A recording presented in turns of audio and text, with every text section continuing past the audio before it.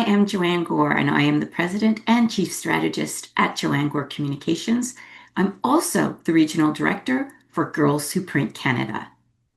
Today, I'm being joined by Christine Yardley, President and CEO of Print Panther Direct and founder of Christine Yardley Creative.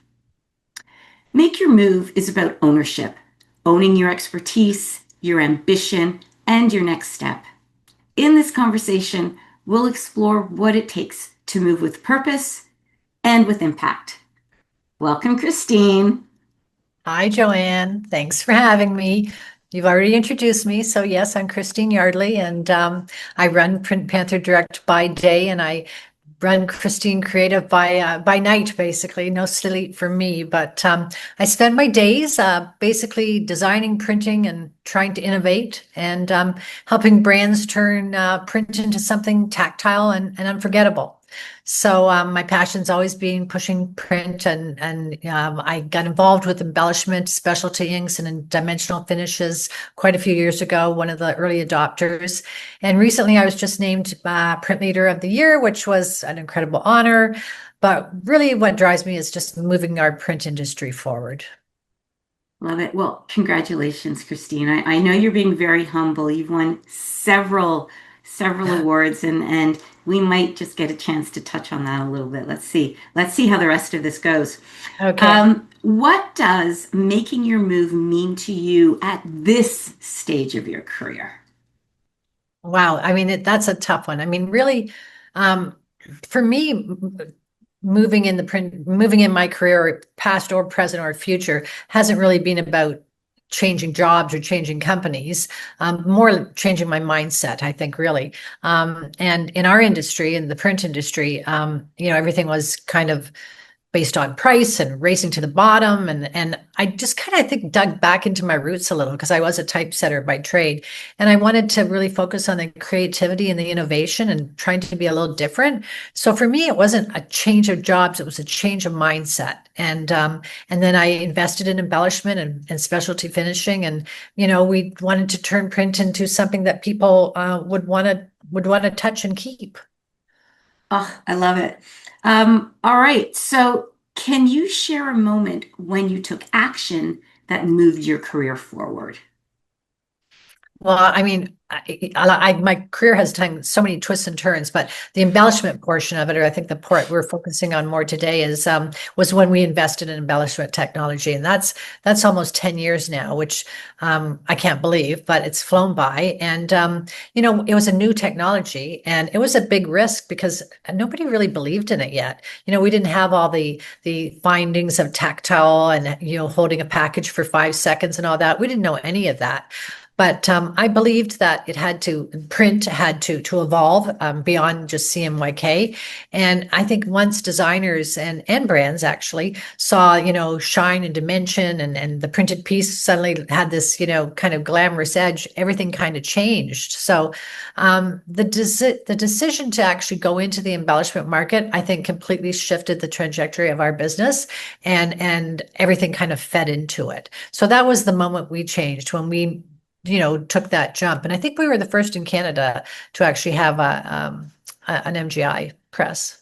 That's absolutely amazing. I want to dig into more of that in a minute, but I want to make sure, for our audience's sake, that we get through the core questions first, and then I'll go back and dig in a little bit more.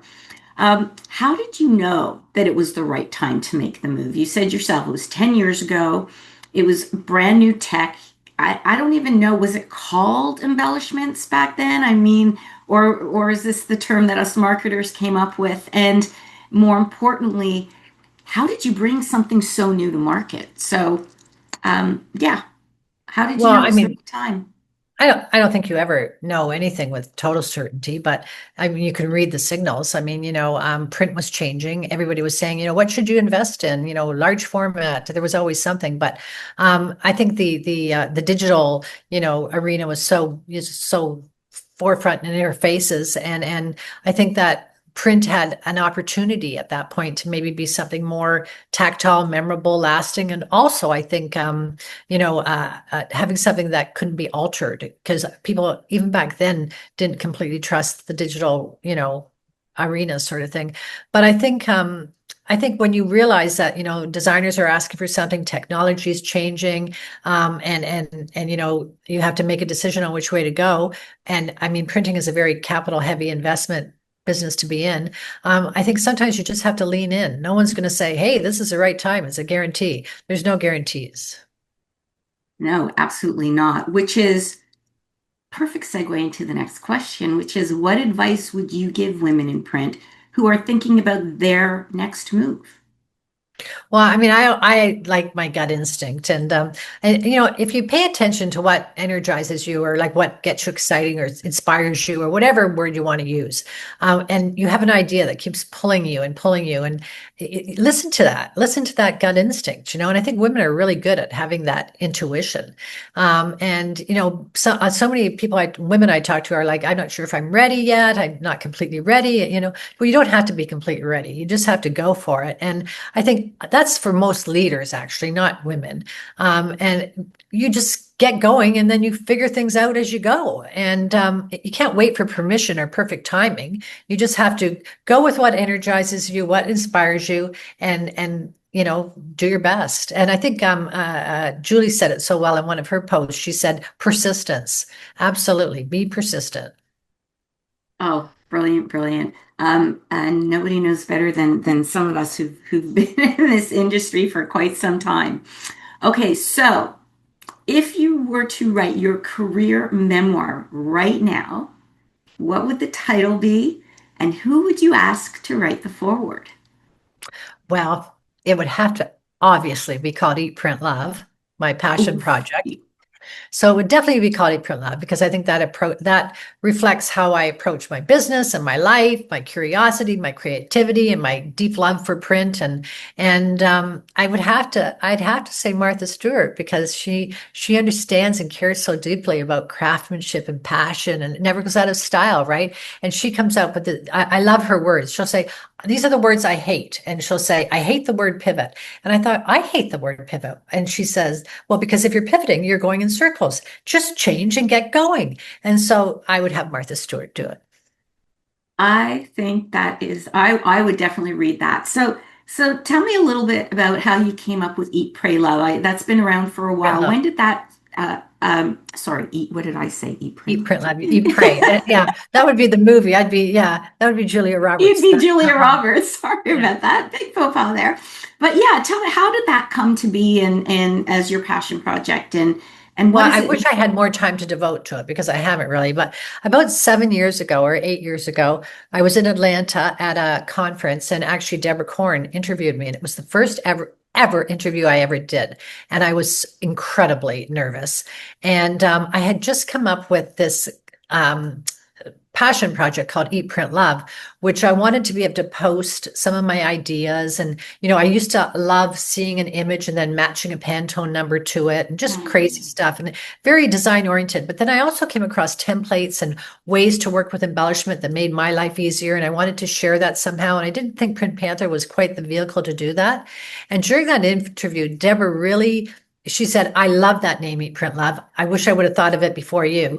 And she just, that moment of confidence that she gave me, I thought, yeah, I love this. Eat, Print, Love is who I am. And so I would be eating a wonderful meal and I'd take a picture and match it to a visual. And so I started building on it. And then I did a couple of videos and I posted them and I got cool templates people could use, but it sort of stalled when the print business took off. But eventually I'm going to get back to it. And it's just going to be a site of everything I love, like papers that I love. I love oh, paper. My paper suppliers and I are attached. If anything new comes, they make sure I get it. So I wanted to share paper I loved and how this worked with this press, how that worked with that press. And so it was sort of an outlet for me for that I hoped would inspire people.